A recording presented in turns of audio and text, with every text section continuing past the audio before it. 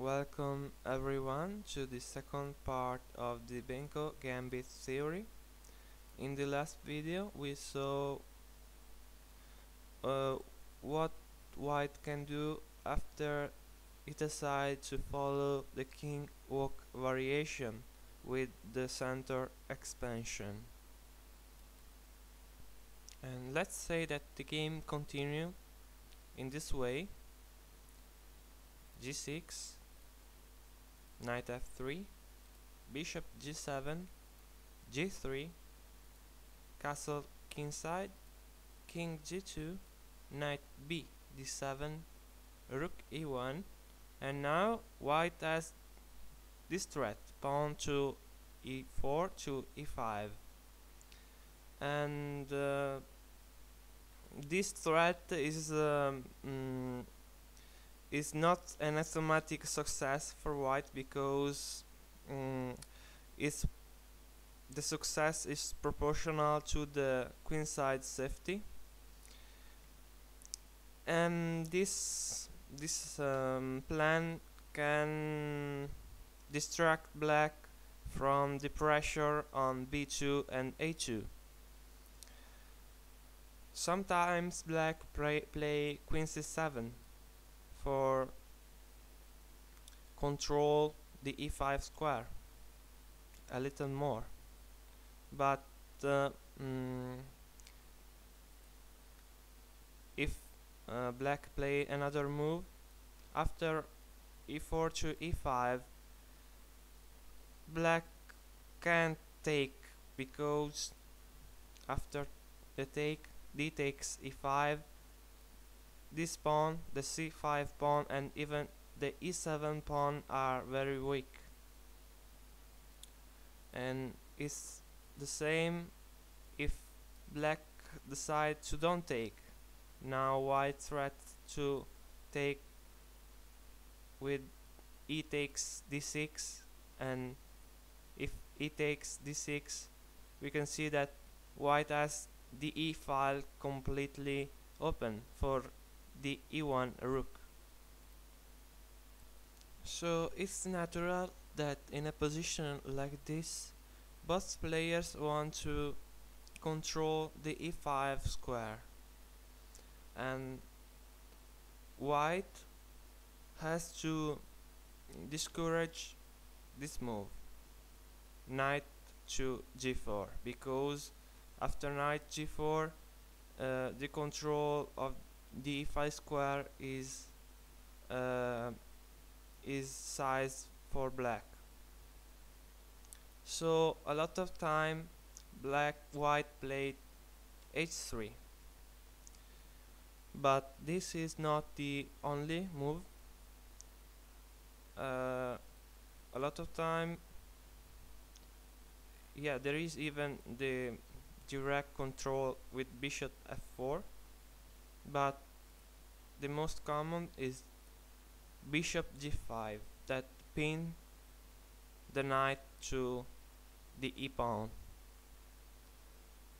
and black is constricted to defend the e pawn passively, for example with the king rook f e8. Anyway, black has the possibility to control the e5 square by playing the maneuver knight d7 to b6 and to c4, and knight to f6 to d7. But what happens if black succeed to put his knight on e5, for example with knight f6 to g4 and to e5?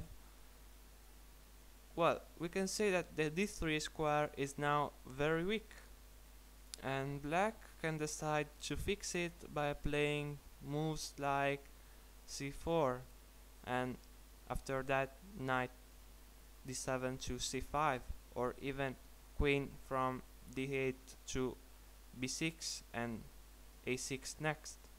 And we can see that this square is now completely controlled from the black pieces, and a lot of time d3 is a strategic winning point for black.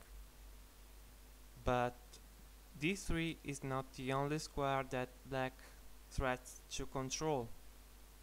If we return a bit back, black can decide from this position to control the d4 square by playing knight b8 to a6 to c7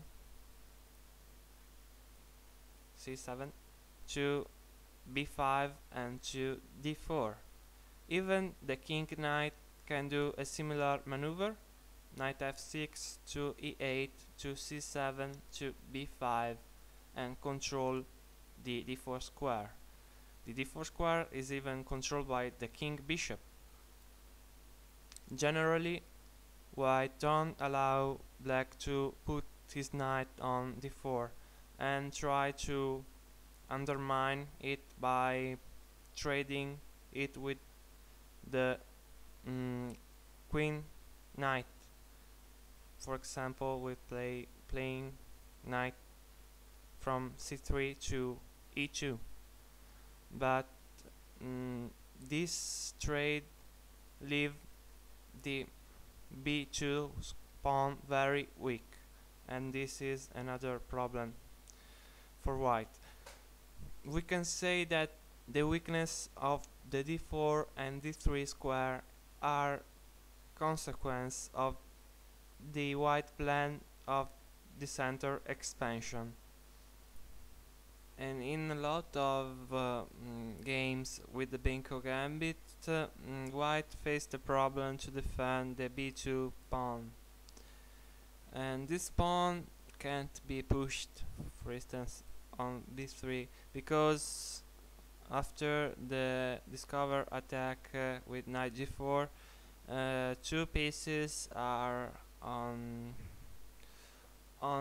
the diagonal controlled by the bishop on g7. So let's say that the game continue with h3, impeding the knight to come on g4, queen a5, rook e1, and rook fb8. That's only an example. We can see that this bishop is tied down to the passive defense of the b2 pawn, and if this bishop can't develop, neither this rook can develop. So white has three main ways to defend the b2 pawn, and I think one interesting way is to play a rook e2, because now this rook not only threat the e4 e5 push, but even defend the b2 pawn. After b2, it's possible to play bishop to f4 or bishop to g5, queen on e1, putting more pressure on the e file, and centralize even the a1 rook. But from this position, not only rook a1 to a2 is possible, a lot of time queen c2 is played, or even rook b1.